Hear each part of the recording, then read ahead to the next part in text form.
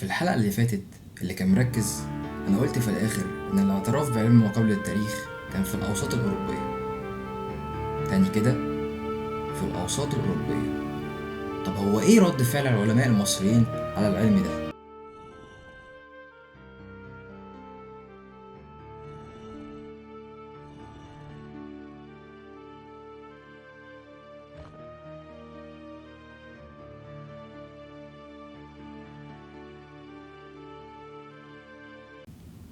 أهلا بيك في بيت الحياة قلب رعنخ.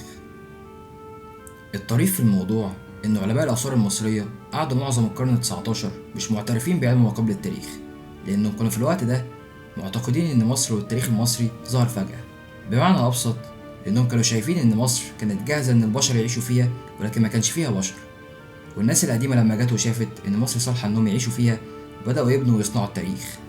ولكن ما اتولدش فيها ناس قبل ما عرفت القراية والكتابة. ولكن بالتأكيد أنت هتشوف إن الكلام ده غلط، وإن كان في حياة في مصر قبل ما عرفت القراية والكتابة. ولكن في فترة القرن التسعتاشر ما كانش في أي إثبات بيقول إن كان في حياة قبل ما عرفت القراية والكتابة. علشان كده كانوا رافضين لفكرة علم ما قبل التاريخ. والسؤال هنا، مين أول من اكتشف وأكد وجود حياة في مصر قبل التاريخ؟ وده اللي هنعرفه الحلقة اللي جاية. لو استفدت ما تنساش تفيد غيرك.